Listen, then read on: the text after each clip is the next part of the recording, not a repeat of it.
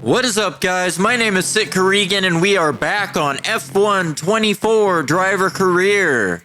This is Season 2, Episode number 5 today for the Spanish Grand Prix. Coming up. And we are coming off a race around Canada, last episode. If you haven't seen that episode yet, go check it out first before you see this one, where I was able to grab my third race win in a row, and with that success was able to overtake Verstappen for the lead in the Drivers' World Championship. It is still very early in the season, but I have been able to win the last several races without the benefit of having the best car on the grid. Race IQ, good strategy, and a fair amount of luck have all helped carry me to the top of the field. I really want to carry the momentum of the last several races into Spain, track I struggled for pace at a little bit last season. Taking a look at the upgrades we have in the pipeline, just a major ERS upgrade from my side of the garage.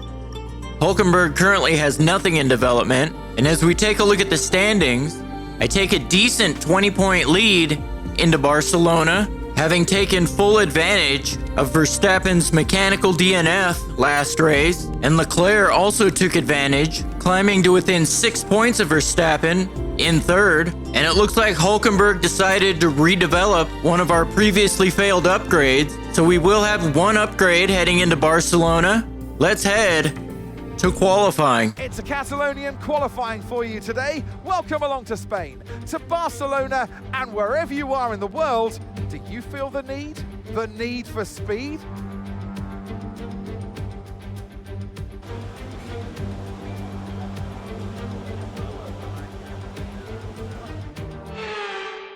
Right, the car's ready. Let's get it out there. So heading out on my second push lap in a row here in Q1, I made a fairly large mistake on my first run, able to catch a little bit of a slipstream off Stroll as we head through the first chicane into turn 3. Spain is going to be a little bit of a damage limitation race, I think, as our car is lacking a bit of downforce. We should be pretty decent through the first sector with the very long straight, as our car is very good in a straight line. As we head through the tight turn 5 and towards the uphill turn 7, which I always seem to struggle with. We've only got 2 laps of fuel left. And I run wide on the exit of 7, nearly invalidating my lap. And I just need to get a good clean lap in here. See myself through into Q2, as over the last several races, I've been able to find pace as qualifying has progressed. As I got warmed up and used to the track, able to keep it clean through the long turn 12 this time. We head towards the flat out turn 13 and 14, at least in qualifying trim.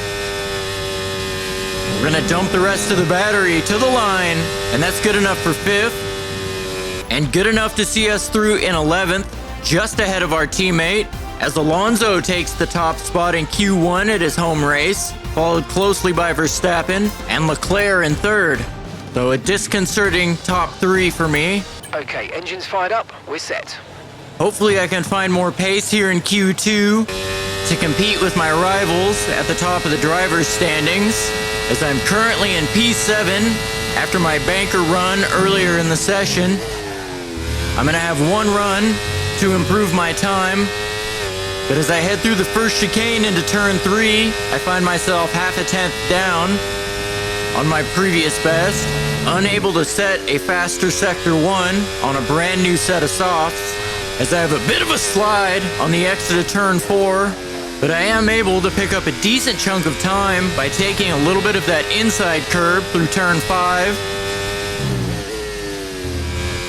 And that's the best I've taken turn 7 all day, nearly a tenth up now. But I get a big wash of understeer through the flat-out turn 9 and run wide onto the curb. So this lap's not coming together as well as I'd hoped.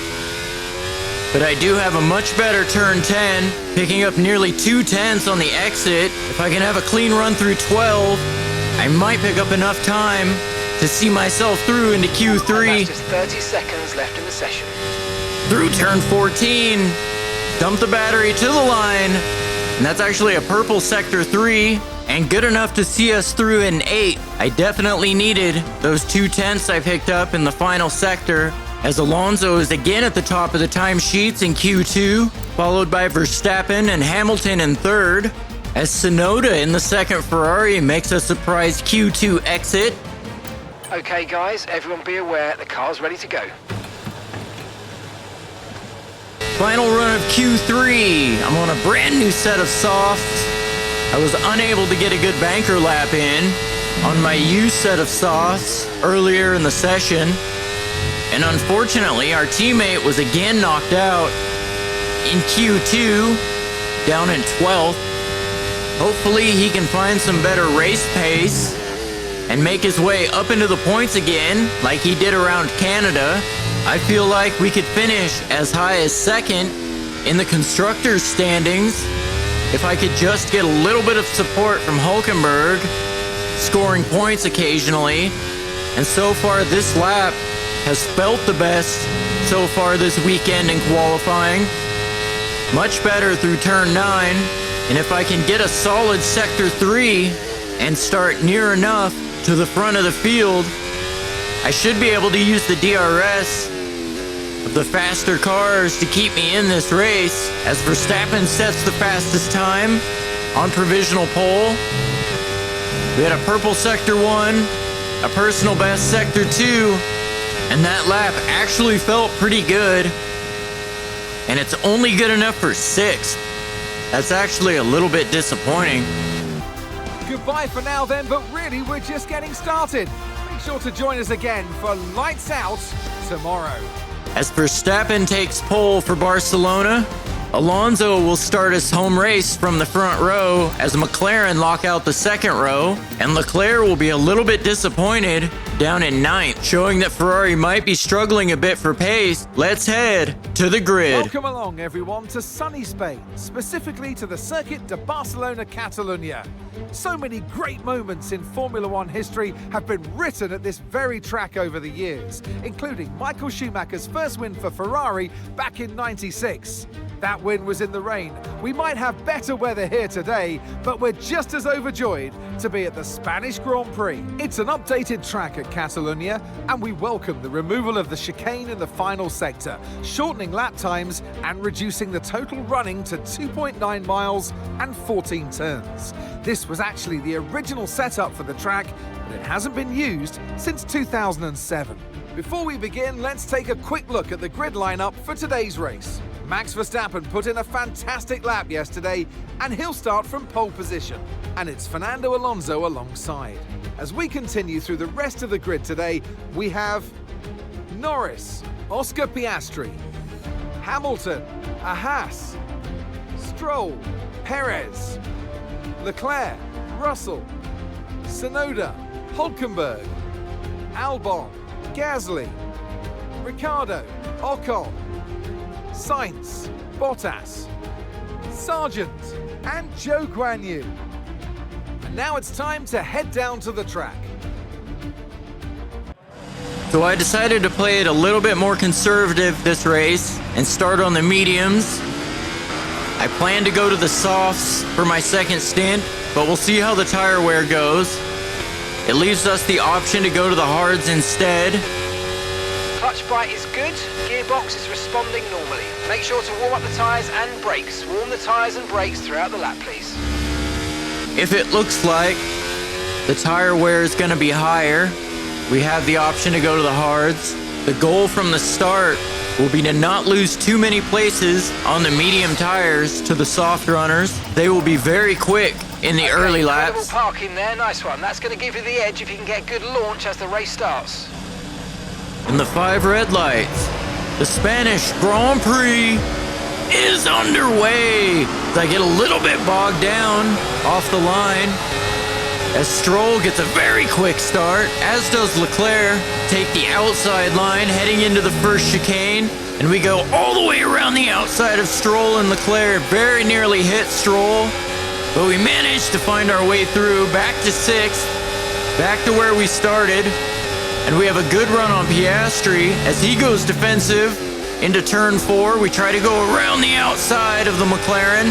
He holds it in nicely as we are still side by side. Into turn 5, and I'm able to make the move stick. Up into 5th as I use a little bit of battery to try to regain some time on Hamilton. Okay, the start was fine. Let's try and move forward. It's essential now that I stay within a second of the Mercedes driver as he is on the softs.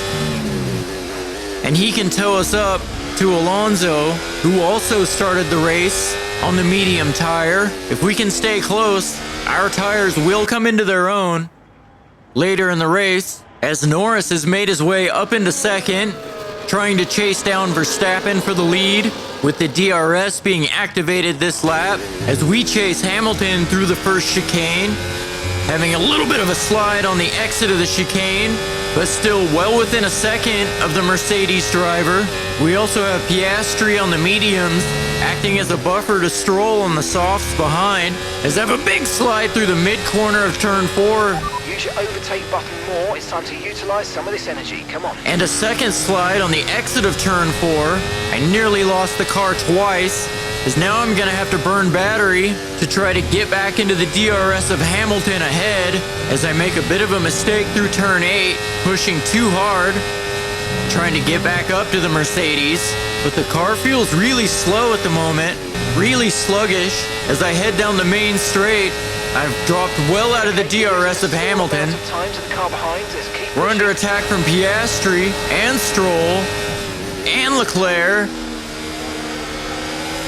Oh, come on! No wonder the damn car felt so sluggish. As we try to hold it around the outside of Leclerc through the first chicane, huge billows of smoke out of the back of our engine, and it looks like our run of good fortune and momentum has come to a fiery end here in Barcelona.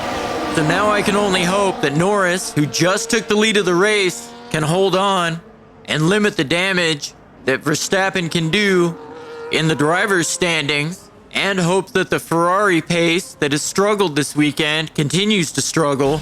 Oh, that's so frustrating. So fingers crossed that anybody else can win this race, as we get a consoling pat on the back from Mark. And all I can do is look forward to the next race at Austria. The checkered flag is out. We're going to be hearing that Dutch national anthem again, because it's victory for Max Verstappen. And it's one thing to win, but to win like that in total dominant style, that was a fantastic drive, and it is not one that we see very often. So Verstappen immediately retakes his place at the top of the driver's standings. The drivers are en route to the podium as we speak. What a fantastic win for the Red Bull team. They performed exceptionally today, keeping us firmly on the edge of our seats throughout the entirety of the race. Congratulations to everybody at the team. So Verstappen wins. Alonso is able to grab second at his home race. That's actually pretty cool. And Norris rounds out the podium in third. I'm actually interested to see where Leclerc finished. See if he can continue his bid to make this a three-way fight for the driver's title. So Verstappen wins, but mercifully, Perez gets the fastest lap in the second Red Bull in fourth. Leclerc finished down in fifth. And with that win, Verstappen is again king of the mountain at the top of the driver's standings with a 5-point lead over myself and a 21-point lead over Leclerc. And with Hülkenberg unable to score any points down in 11th, we've dropped down to third in the constructors, with Ferrari having overtaken us for second. Just incredibly frustrating. We didn't have the pace to win the race today, but I definitely had the pace to finish high enough to stay in the top spot of the drivers. I also find myself losing my rivalry to Tsunoda, of all people, the guy who took the seat I think I deserved at Ferrari. And our rating, which had gotten such a boost over the last 3 races, will take a hit with this DNF through no fault of our own. So long as we don't have another DNF, we should be able to beat Tsunoda in the ratings department. Our team still has our back, as we still have a 4 percentage point lead in recognition amongst the team. And surprisingly, With less than 3 racing laps, we were still able to accomplish all of our specialist goals for the weekend. That is a kick to the confidence though. If we hope to win the Drivers' Championship, we almost have to have a perfect year, and we can't afford failures like we had in Spain this race. We'll try to bounce back strong in Austria. Anyway guys, that's all I have for this week. I'll see you next week in Austria. Goodbye.